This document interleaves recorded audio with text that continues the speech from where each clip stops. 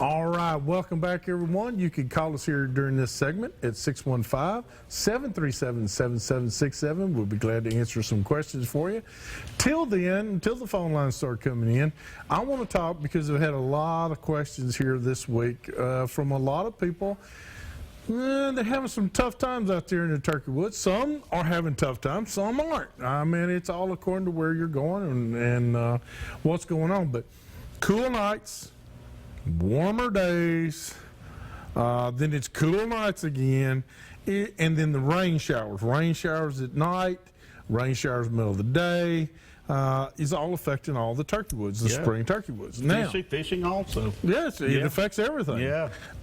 Cold fronts, we had one yesterday, we got one coming in today, it's in the process coming through today, we got another one coming in tomorrow.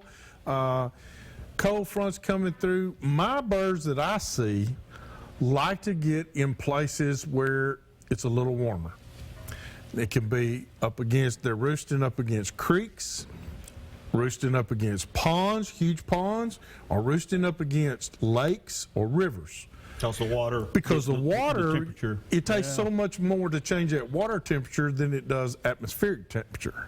So that's a great tool that you can use there if you're thinking about that and thinking about where are the birds roosting, why aren't they roosting where they're supposed to be, and that. Here's the other thing. We've had a lot of wind. Last night we had winds up to 45 miles per hour.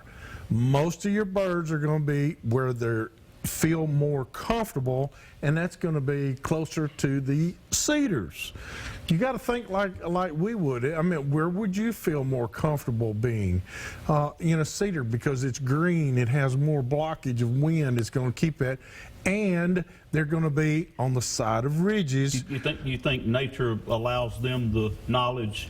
Yeah. Pre-design, thing. What am I trying to say? It's the SD card in there is letting them know. Barometric pressure, whatever it is. Yeah, because now they can get on the side of a ridge and stay out of that wind too. Makes great sense. And so you got to think, how do I protect myself if I was a turkey from the elements? Okay, if you start thinking like one, you'll start finding out you can eliminate a lot of no turkey areas. They may even roost in shorter trees instead of They great big tall trees. They will. Yeah. They will. If you get high winds and a cold front and rainy conditions, they will go low to the ground. They'll be lower. But you just got to figure it out for yourself. Now, the question about fields or woods. If it has rained all night, birds don't like water on them. Turkeys do not like water on them. They're much like you've seen buzzards out there on highline poles. They got their wings outstretched. They want the wind to blow through their feathers and dry them out. That's exactly the way a turkey's going to be. And he's going to find a high enough place in a field where it won't block any wind, and he's going to sit there and dry out because he wants to be dry too. Now, what you don't want to see is have a field out there with the grass that's 3.5 to 4 foot tall after a big rain, and you think that they're going to roost and they're going to come down into that field. Wrong answer. They're not going to do it. They will go and fly down in the woods. If that's all you have around you, they're going to fly down in the woods. They are going to stay away from that high wet grass. They don't want to be any wetter than they are. So you think like if you were in that position, and I promise you, you'll get a little bit more successful each time you go. One guy has been texting me wanting to know, Hugh, what I do, what about decoys and stuff like this. Ladies and gentlemen, the birds are still in big groups. There's still 12, 13, 14, 16 hens and 2 gobblers. Then you see little groups where you do see 3 and 4. If you'll take your binoculars, that majority of the time is jakes. So be looking at that. But now they are starting to bust up. Joy and I recently went out and found that they were busting up a little bit. 1 or 2 hens would leave by 9:30. And when that starts happening, when the flocks start going from 16 down to 4 and 5, that's when you use decoys. I believe in that big time. I will use a 2 hen decoy setup. I'll have 1 feeding and 1 alert. because that's what normally happens in the turkey woods. One's feeding, one's watching. So if you mimic that and call like that, I think you're going to get better results. You know, in South Arkansas, where I'm from, they've already been busted up probably for several weeks already. Oh, yeah. And that young man told me the other day, he said, well, there's one goblin over there and one goblin over here and one goblin over there. So they've already all scattered out. You know, Well, now, I believe gobblers do. I believe that they do. You think they get out there don't to like. maybe just stake out there? Yeah, stake out but there now you will find in a lot of scenarios two gobblers that can get along, and they'll roost close to one another. But there'll be two or three more that they don't get along with, and they'll be way over here on the other end of the farm. And so you got to play your odds, and you've got to. I'm going to tell you, one of the best tools you can carry with you is a pair of binoculars, because you got to find where your dominant birds are going. You got to find them out, and you got to stay with them. Scouting is probably the key essential above calling, above decoys, everything else.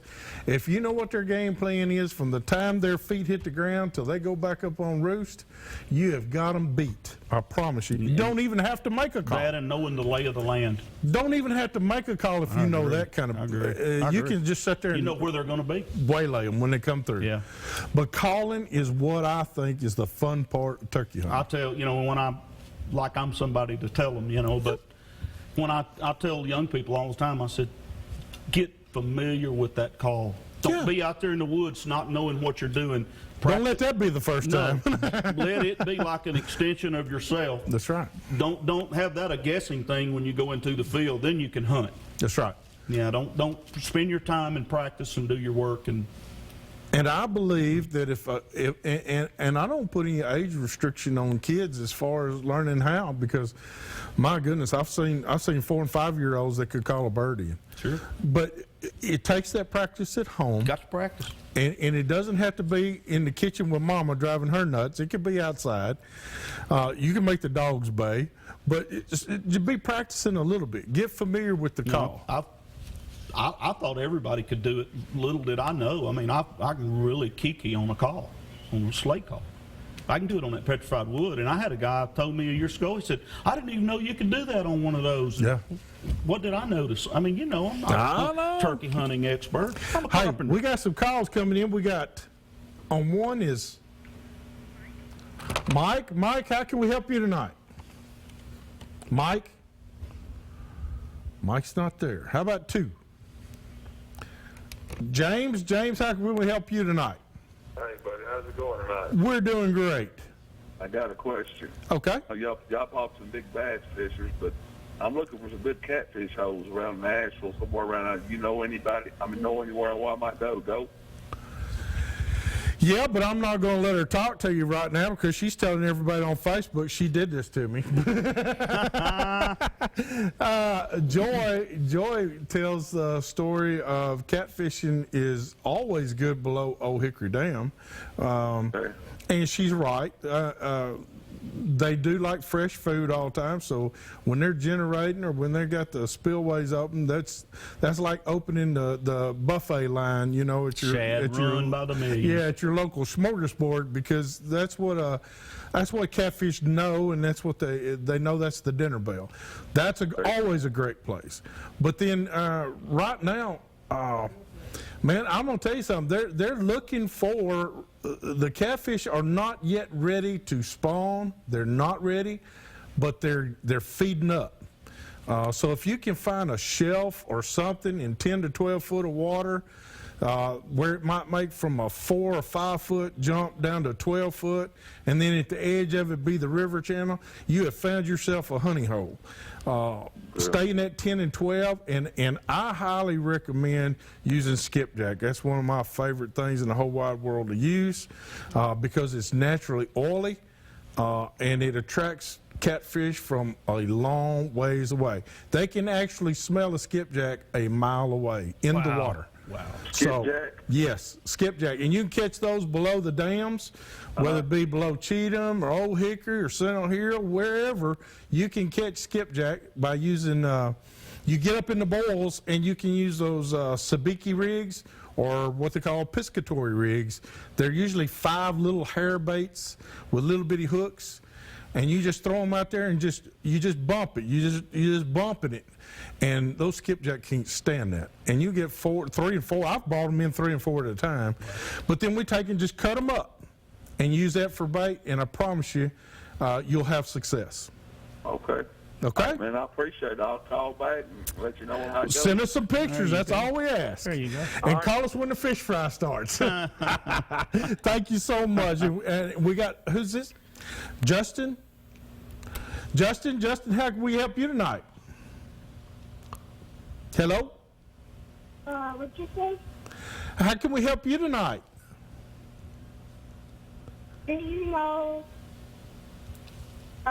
what fishing lure would be a great thing to use in spring? This spring?